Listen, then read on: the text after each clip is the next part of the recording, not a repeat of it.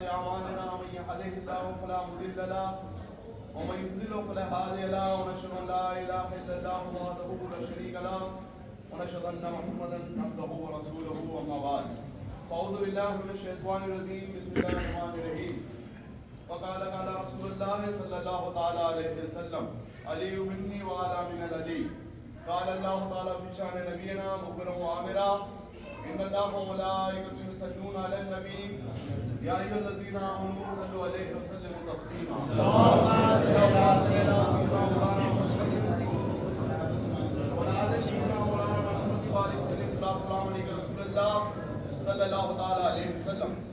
محترم بزرگ دوستوں، اللہ تبارک و تعالیٰ کا جتنا بھی شکر ادا کیا جائے اتنا کم ہے. اس کی رحمتیں اس کی بخششیں بے شمار ہیں. انسان اپنی فہم و بصیرت کی وسعت میں اس کا تعین نہیں کر سکتا.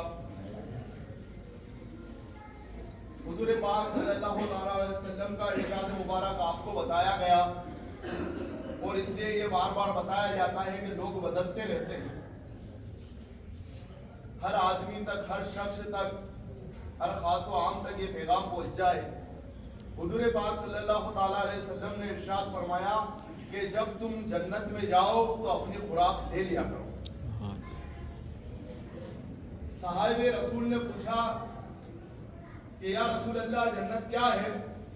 تو فرمایا حضور پاک صلی اللہ تعالیٰ علیہ وسلم نے کہ جس جگہ اللہ اور اس کے رسول کا ذکر ہوتا ہے وہ جگہ جنت کا باغ بنا دی جاتی ہے.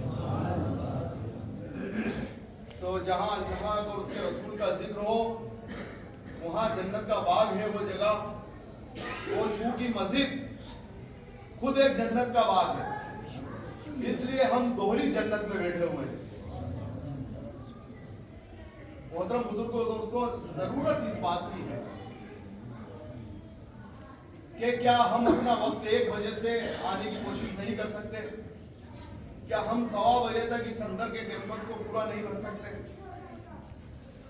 دیکھیے، اللہ تبارک و تعالی تو ہر چیز سے واقف ہے. وہ عالم الغیب و شہادہ ہے. ایک ایک دلوں کا راز جانتا ہے. تم جو تمہارے دل میں نہیں آئے گا اس کے پہلے وہ جان لیتا. تو نماز کو خشوع اور خضوع کے ساتھ، محبت کے ساتھ، خوش دلی کے ساتھ ادا کرنا، چاہے وہ جمعہ ہو یا پنجگانہ نماز ہو. ماہ رجب المرجب کا پاک مہینہ، اس کی عظمتیں اور اس میں عبادت کرنے کا ثواب بے شمار.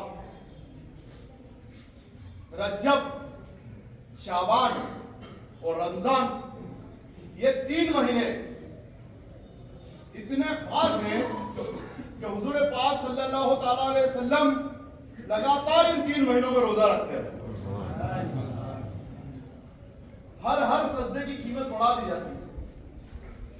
زمانے جاہلیت میں جب یہ رجب کا مہینہ شروع ہوتا اس وقت جو کفار مشرکین رہتے تھے وہ بھی جنگ نہیں کرتے تھے، خون نہیں بہاتے تھے. کسی قبیلے کے ساتھ دشمنی ہے تو وہ دشمنی ختم کر دی جاتی تھی ان 3 مہینوں میں. تو یہ خاص مہینہ چل رہا ہے. اس مہینے میں بے شمار چیزیں آپ کے سامنے نظر آئیں گی. سب سے پہلے تو 14 مرجب سیدنا امیر المومنین چوتھے حضرت علی کرم اللہ تعالی وجہہ کی یوم ولادت ہے.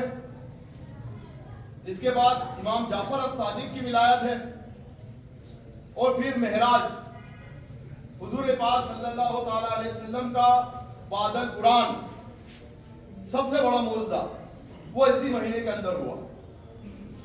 آج چند باتیں بتائی جائیں حضرت علی رضی اللہ تعالیٰ عنہ کی شان میں. تو کہا جائے کہ شاہ مردہ، شیر یزدہ، قوت پروردگار، لا فتح الا علی، لا سیف الا ذوالفقار. کبھی دیوار ہلتی ہے، کبھی در کانپ جاتا ہے، کبھی دیوار ہلتی ہے، کبھی در کانپ جاتا ہے، علی کا نام سن کر اب بھی خیبر کانپ جاتا ہے۔ حضرت علی رضی اللہ تعالیٰ عنہ کی یوم میلاد 14 رجب ہے۔ 13 رجب کا درمیانی دن، 13 اور 14 رجب کا، حضور پاک صلی اللہ تعالیٰ علیہ وسلم کہ جب والد کا تو پہلے ہی انتقال ہو چکا تھا، عبد المطلب نے آپ کی پرورش کی۔ حضرت عبد المطلب کا جب انتقال ہو گیا تو حضرت ابو طالب کی ساتھ میں حضور پاک صلی اللہ تعالیٰ علیہ وسلم آ گئے۔ تو احسان کا بدلہ احسان ہے مومنوں۔ جب ابو طالب گئے تو حضرت علی کو اپنی کفایت میں لے لیا حضور پاک صلی اللہ تعالیٰ علیہ وسلم، اور حضور پاک صلی اللہ تعالیٰ علیہ وسلم نے حضرت علی کی پرورش کی۔ آپ یاد کریں دعوت ذوالعرشیہ جب پیغمبر نے دی، سارے اپنے سرپتداروں کو بلایا، قریشی اور ہاشمیوں کو بلایا، اپنوں کو بلایا، غیروں کو بھی بلایا، اور دعوت کے بعد کھڑے ہو کر حضور پاک صلی اللہ تعالیٰ علیہ وسلم نے اعلان کیا کہ میں اللہ کا نبی ہوں، قرآن ایک ہے، اللہ ایک ہے، قرآن کتاب حکمت ہے، تم اس کو مان لو۔ تو کوئی بھی بولنے کے لیے تیار نہیں ہوا، پن ڈراپ سائلنس ہو گیا ایک دم۔ کوئی کھڑا ہوا، کسی نے کیا بولا، کسی نے مذاق اڑایا، تو سارے لوگ جانے لگے۔ اس وقت ایک 8-9 سال کا بچہ کھڑا ہوا اور کہا، ٹانگیں جس کی پتلی پتلی تھی، آنکھیں آشوب تھی، کچھ بیماری تھی آنکھ میں، وہ کھڑا ہوا اور کہا، پیغمبر ہم آپ کے مقاصد کی تکمیل میں ہم آپ کا ساتھ دیں گے۔ مشیت پوچھ رہی تھی کہ بچپن کے خواب بڑے سنہرے ہوتے ہیں، پر آواز کودگاہ گھرہ نشود کہ بچے کی آواز پہ گھمنڈ نہیں کیا جاتا۔ بچے ان کا ساتھ دینے کی بات کر رہے ہو، امن کے میدان سے لگا کے جنگ کے میدان تک ان کا راستہ جاتا ہے، ساتھ دو گے؟ بچے نے کہا ہاں دیں گے۔ کہا کہ بچے ان کا ساتھ دینے کی بات کر رہے ہو، کسی روز ان کے بستر میں تم کو سونا پڑے اور وہ قتل نبوت کی رات ہو تو کیا تم ساتھ دو گے؟ بچے نے کہا ہاں ساتھ دیں گے۔ اس بچے کا نام علی تھا۔ نبی نے جو پیغام دیا تھا، علی نے اس پیغام کو قبول کیا۔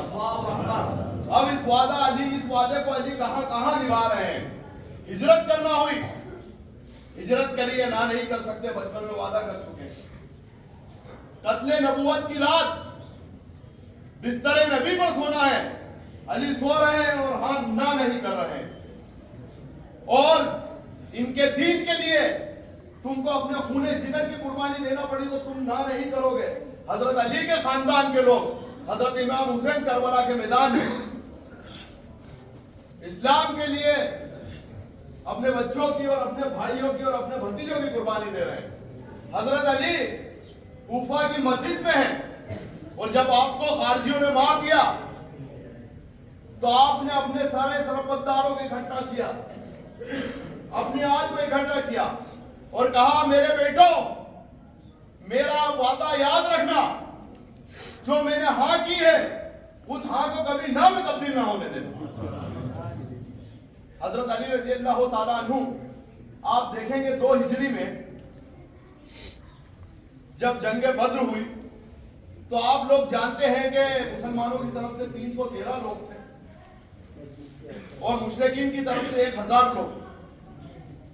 جب یہ جنگ ہوئی تو سامنے پہلے یہ ہوتا تھا کہ سامنے سے 1-1 ہوتا تھا، آپ سمجھنے کے لیے بول رہا ہوں۔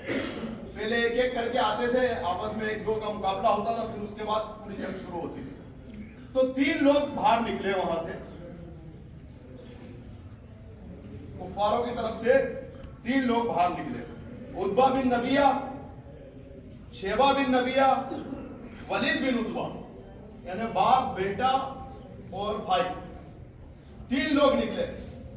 انہوں نے للکارا کہ آئیے، تو 3 انصاری نکلے۔ حضور پاک صلی اللہ تعالیٰ علیہ وسلم نے ارشاد فرمایا کہ علی سے